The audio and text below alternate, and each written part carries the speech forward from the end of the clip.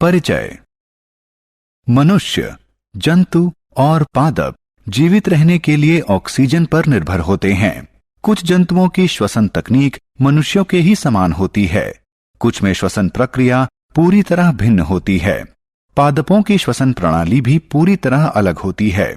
इस पाठ में हम जंतुओं और पादपों के श्वसन के बारे में विस्तार से पढ़ेंगे। उद्देश्य।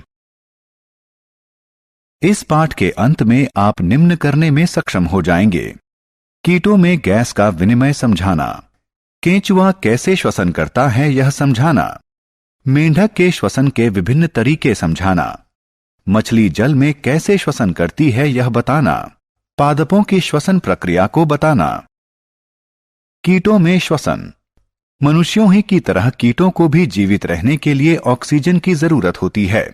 मनुष्यों ही की तरह वे अपशिष्ट के रूप में कार्बन डाइऑक्साइड को उत्पन्न करते हैं, लेकिन मनुष्य के विपरीत टिड्डा, घरेलू मक्खी, तिलचट्टे इत्यादि कीटों में फेफड़े नहीं होते।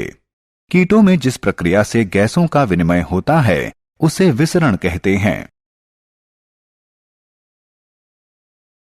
कीटों में श्वसन तंत्र। कीटों के शरीर में वायु उनके शरीर में पाए जाने वाले छिद्रों के द्वारा प्रवेश करती है। इन्हें श्वास रंध्र कहते हैं। श्वास रंध्र कीट के संपूर्ण शरीर में फैले हुए वायु नलियों के संजाल में खुलता है। इन नलियों को श्वास नाल कहते हैं और ये गैसों का विनिमय सुलभ करती हैं। कोशिकाओं तक ऑक्सीजन श्वास नाल तंत्र के माध्यम से पहुंचती है और कोशिका से श्वास नाल तंत्र के माध्यम से कार्बन डाइऑक्साइड से लेकर श्वास रंध्रों से कीट के शरीर से बाहर निकल जाती है। केंचुए में श्वसन। केंचुए जैसे कीटों में फेफड़े नहीं होते, न ही उनके पास नाक होती है। वे अपनी त्वचा से श्वसन करते हैं। वे वायु और मृदा से ऑक्सीजन ग्रहण करते हैं। जब ऑक्सीजन उनकी आर्द्र त्वचा के संपर्क में आती है तो यह विभक्त हो जाती है। यह छोटी छोटी रक्त वाहिनियों के माध्यम से ग्रहण होती है और पूरे शरीर में संचारण करती है। यही रक्त वाहिकाएं कार्बन डाइऑक्साइड को त्वचा से बाहर निकालने के लिए ले जाती हैं। ऑक्सीजन के प्रभावी ग्रहण के लिए केंचुए अपने शरीर को आर्द्र रखते हैं। मेंढक में श्वसन। मेंढक में मनुष्यों के समान ही फेफड़े होते हैं। वे अपने फेफड़े का प्रयोग श्वसन के लिए करते हैं, लेकिन उनके फेफड़े ज्यादा विकसित नहीं होते, इसलिए वो दो प्रकार के श्वसन का प्रयोग करते हैं। एक मुख श्वसन और दूसरा त्वचीय श्वसन। मुख श्वसन में ऑक्सीजन ग्रहण की जाती है और इनके मुख में स्थित रक्त वाहिनियों के माध्यम से कार्बन डाइऑक्साइड बाहर निकल जाती है। इस प्रक्रम के दौरान फेफड़े का रास्ता बंद रहता है।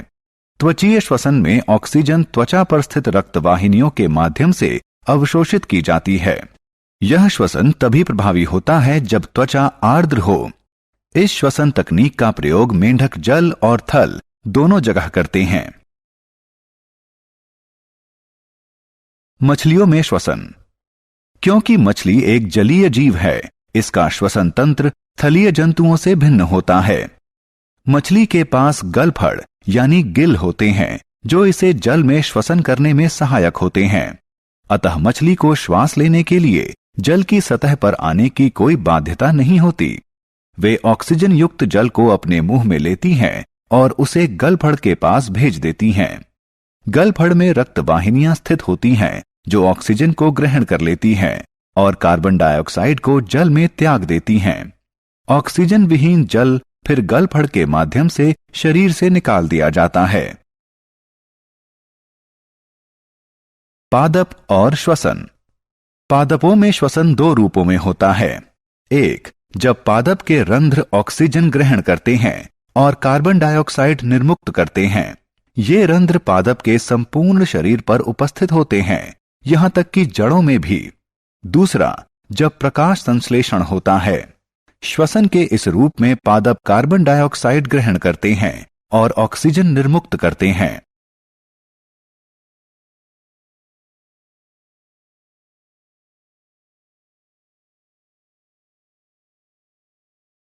सारांश।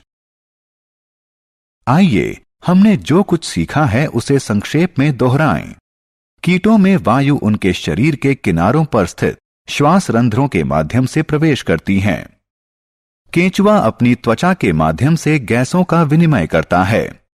मेंढक के पास मनुष्यों के समान श्वसन के लिए एक जोड़े फेफड़े होते हैं। उनकी त्वचा आर्द्र और श्लेष्मीय होती है। वे अपनी त्वचा से भी श्वसन कर सकते हैं। वे अपने मुख से भी श्वसन करते हैं। मछलियों के पास श्वसन के लिए विशेष अंग होता है जिसे गलफड़ यानी गिल कहते हैं। पादपों में श्वसन के दो रूप होते हैं। एक रूप में ऑक्सीजन ग्रहण की जाती है और कार्बन डाइऑक्साइड निर्मुक्त की जाती है। दूसरे रूप में कार्बन डाइऑक्साइड ग्रहण की जाती है और ऑक्सीजन निर्मुक्त की जाती है।